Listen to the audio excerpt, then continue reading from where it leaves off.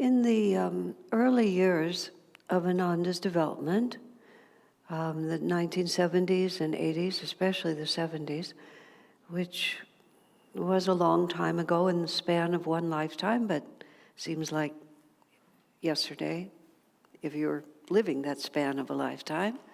I was present. I met Swami in 1969. I became part of the community in 1971, and it's been continuous ever since. And Swamiji himself was defining, Swami Kriyananda, for those of you who don't know, direct disciple of Yogananda, was acting on behalf of his guru to establish one of the most important elements of Yogananda's mission to the West, which was to pioneer a new lifestyle. And he called it intentional spiritual communities. He actually called them world brotherhood colonies. But the language is people drawn together for high spiritual ideals who give each other strength in that capacity to live by these principles. You don't have to go more than about 8 feet outside this building, and you realize that there's nothing appalling inherently. There's nothing unrighteous about the world we see around us. It's just they're interested in doing something else. I've never been much for politics since I was part of a small group of people who occupied the administration building at Stanford University to protest the Vietnam War, now that I think about it, and emerged with my pillow. Apparently, it was a good image because it appeared on the front page of the Stanford little paper, which is how my parents found out how I was spending their money. So with that small exception, I very soon after was out of college, not because I graduated, but just because I was done, and found the spiritual path and have been focused in a completely different way. Not because my concern for injustice or human suffering was any less. In fact, it was because it was more. And it was just impossible for me to see in all the chaos. My father, who was a very good father, made it clear to me after about a 3-minute conversation that I didn't have any idea why there was a war and what was going on. I was just, he wasn't very respectful. He was pretty stern. He didn't really care what I was doing, but he thought I ought to be better informed before I did it. Not that he was not in favor even of what I'd done, but he knew that I was caught up in a flow of energy and I was not using my own capabilities. It was an unexamined life. Those would be the words I would use.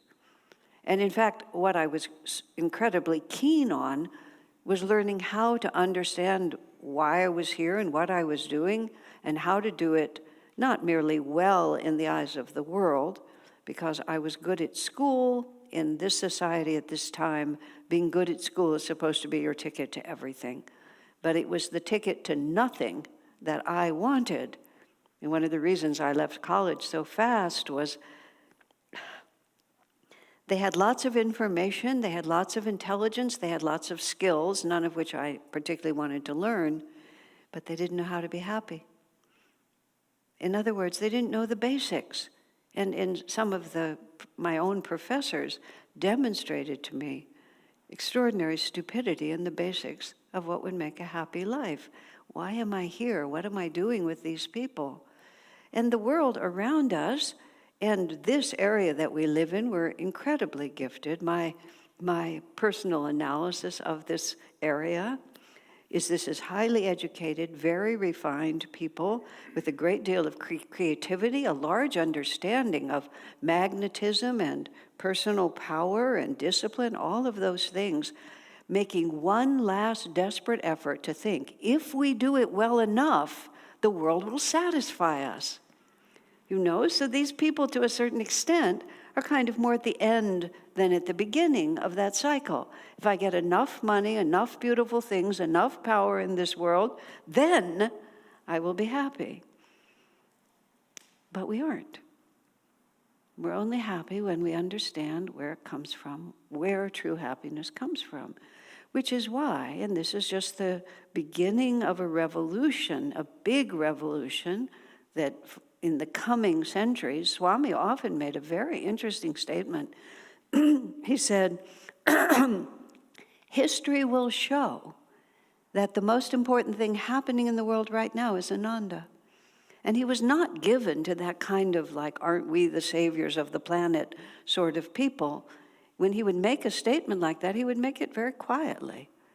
Just like Paramhansa Yogananda's autobiography of a yogi is one of the most influential books in terms of bringing people to a new understanding all over the planet, all these different languages, and people who begin to think, wait a minute, maybe just taking life as it's offered to me is not the way I really want to go, and they tend to find his book.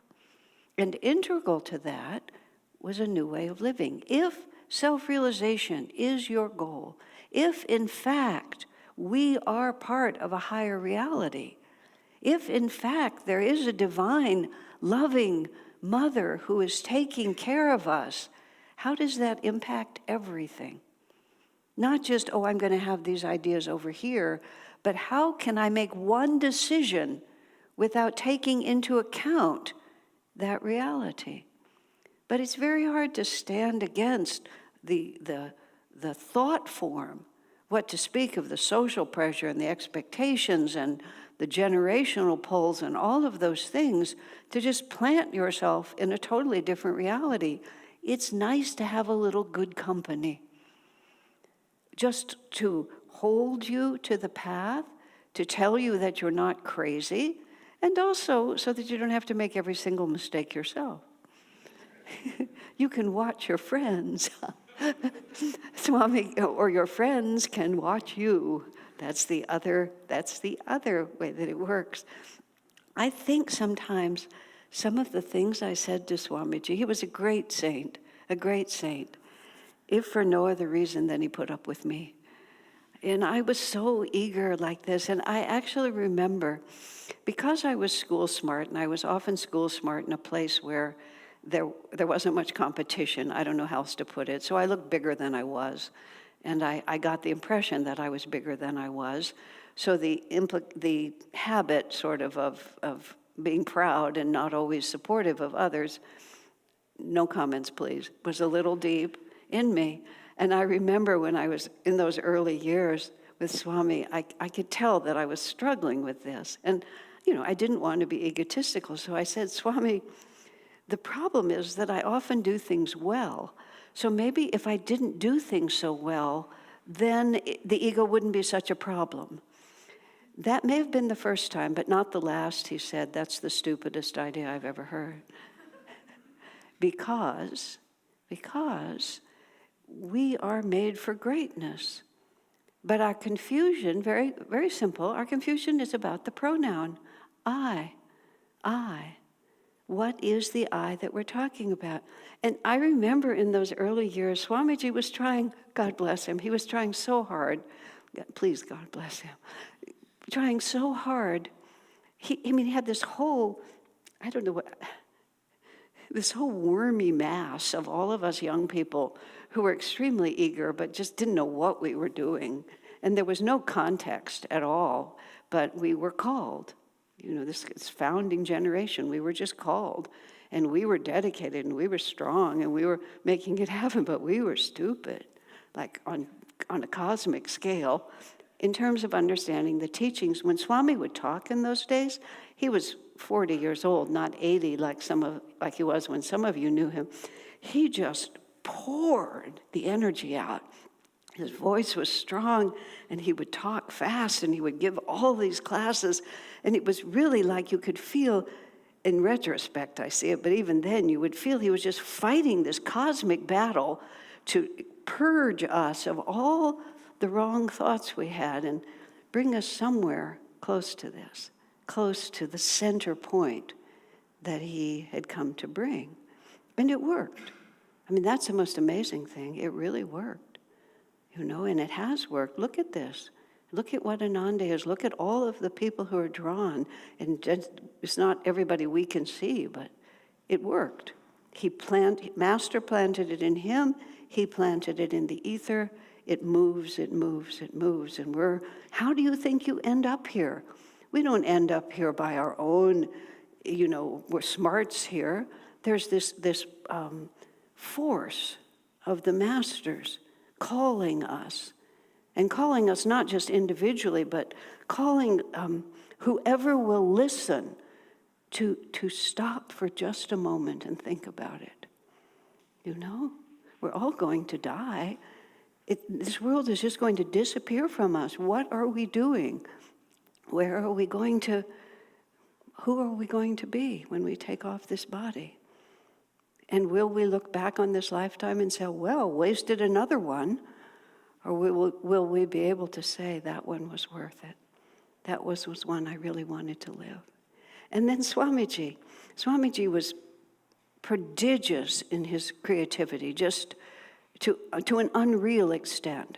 I feel that in all the years I knew him, which was 45 years, and I wasn't by his side by any means through all of that, but I knew him well, and I was in constant touch with him one way or another. I can hardly think of one day when he didn't do something creative and serviceful. He just never stopped. He would take an afternoon off so that he could start writing a new book in the evening. And then sometimes we'd have these satsangs, and sometimes he would come with a list of all the things that he did this week. I had to write all these songs for this, and then I had to write lyrics for that, and then I finished editing this book, and then I got out my photographs, and I made a slideshow out of them, and then we had this group come in, so I gave 5 classes for that group.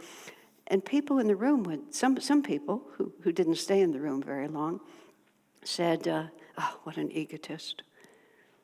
What an egotist. He's so egotistical. He just sits up there and talks about all he's done. But at the end of it, he would always say, and I just didn't know how I could do it, but I just put my attention at the point between the eyebrows, and I asked Master to show me, and it was there. You see, this is the fundamental misunderstanding, and this is what I was saying to Swami. I'll just do mediocre work, and that way I won't have to worry about my ego. He said you should do excellent work, and if it's not excellent, you should keep working until it is excellent. But wait, I'm not supposed to be, important. What am I supposed to be doing? And it all depends on that pronoun I. Am I doing it, my little brain, my special IQ, my special whatever it is? Or are we putting ourselves in tune with Divine Mother and saying, what would you like to have happen here? And how can I be your instrument? So the ego is not having an enormous amount of power, creativity, and energy and joy flowing through you. That's not ego. It's when we mistake that divine energy for something that belongs to me, just like this. It's what we identify, how we define ourselves. Master defined ego perfectly. He didn't say ego is the evil enemy that has to be stomped down. He said ego is the divine self mistakenly identified with limitation. And we all have to have an individuality. Well, at the end of Master's life, when Swamiji was with him and Master was editing the manuscript for his commentary on the Gita, Swami Kriyananda was a young man, and Master took him to be with him when he did the editing. Kriyananda had only been a monk with Master for a couple of months, and to be asked to go off with him in the seclusion to work on this book was out of proportion to Swami's seniority. And Master himself said, I prayed to Divine Mother and asked her who I should take with me, and your face popped up, he said. And just to be sure, I asked her a couple of more times. Which, of course, we always take that as Master saying to Divine Mother, are you sure? But so Swami was there because Divine Mother wanted him to be there. And he said during the evenings, sometimes they would walk around the garden, and Master would sort of lean on Swami's arm. And then sometimes he said, Master would stumble like that. And Swami was there to keep him from falling. And Master said, sometimes I become so lost in the infinite that I forget which body I'm supposed to keep going. Now just think about for the minute. Wouldn't it be wonderful? Wouldn't it be wonderful to be so identified with our greater reality that we just forget the responsibilities for this little one? And this is, in fact, what happens to the masters. Master himself said in that same conversation, I can't tell whether I've eaten or not. I have to ask people whether I've eaten. The food has come into this body, but my consciousness is so expanded. But still Master lived in that body. Still Master worked through that body. Still his responsibilities were related to it. So there was a part of him that still identified, unless it forgot, with this limited reality, but he did not define himself by it.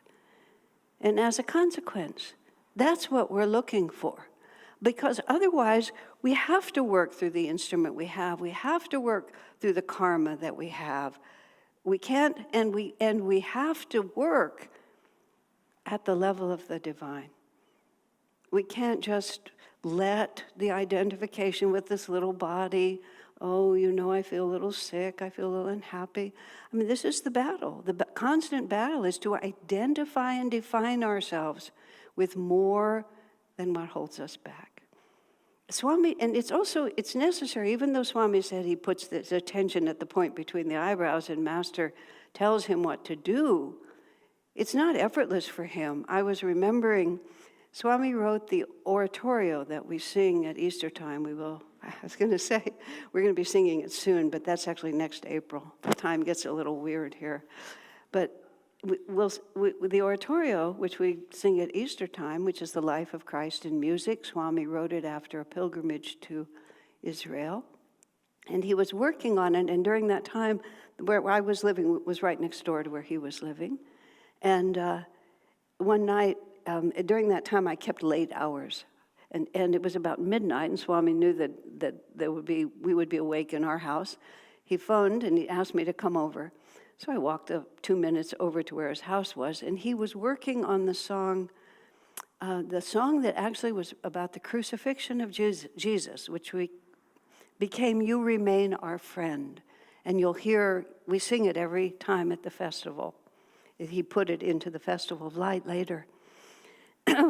And he had written out lyrics. He had the melody already, but he'd written out lyrics. And he showed them to me, and he wanted to know what I thought of them. Over the years, one learns to work with Swami's creativity. He definitely wants feedback. He doesn't want you to just shine him on. He wants to know what you think. That's why he's asking. But at the same time, you don't want to block his energy.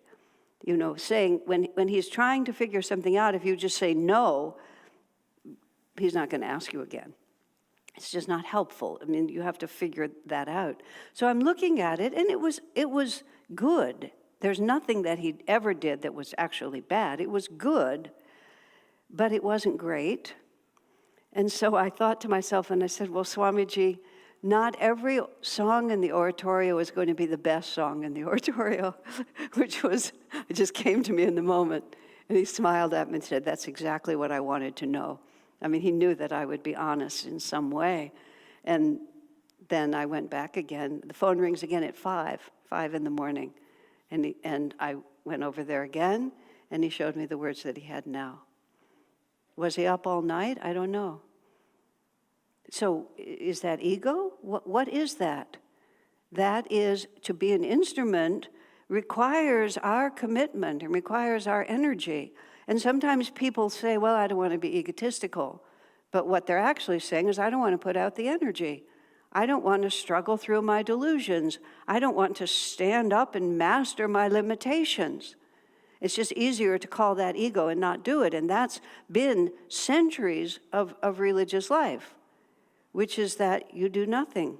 You wait to be told. Obedience, blind obedience even. But that is not self-realization.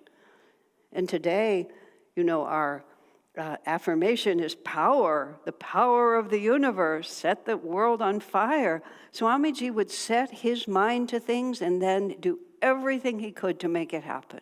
And if in the last, Divine Mother didn't allow it, he could say with total satisfaction, I did my part.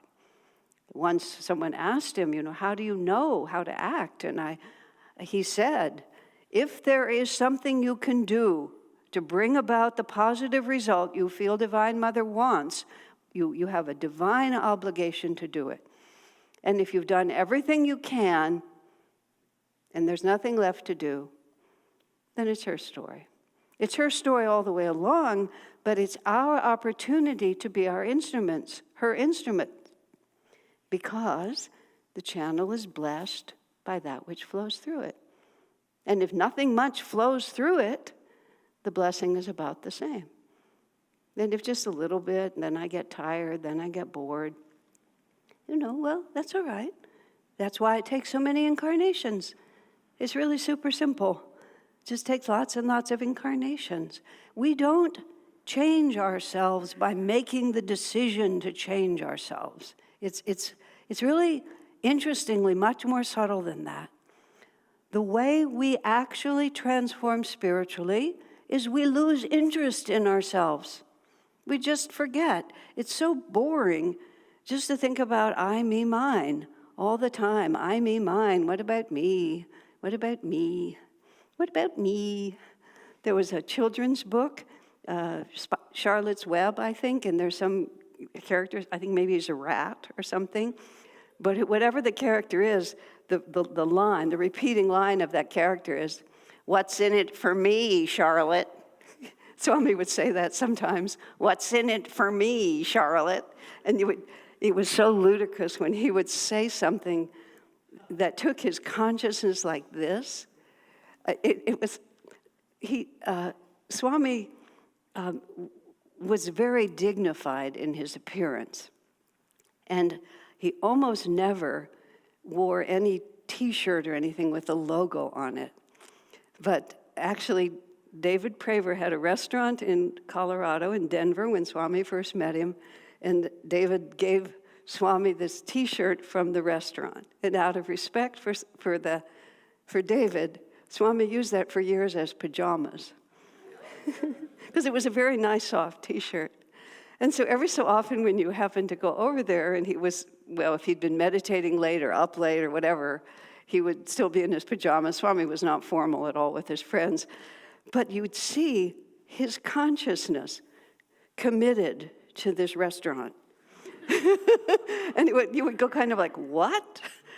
It was just, the first time I saw it, it was just the oddest thing, until I realized that he was so committed to something so much larger.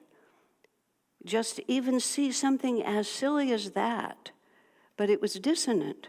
That's what real spiritual growth is. And it wasn't an affectation on his part or anything like that. It was his constant focus on very, very simple. Divine Mother, what can I do for you? What do you want done?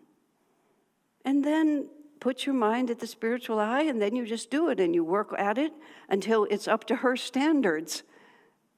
And that commitment gradually changes us.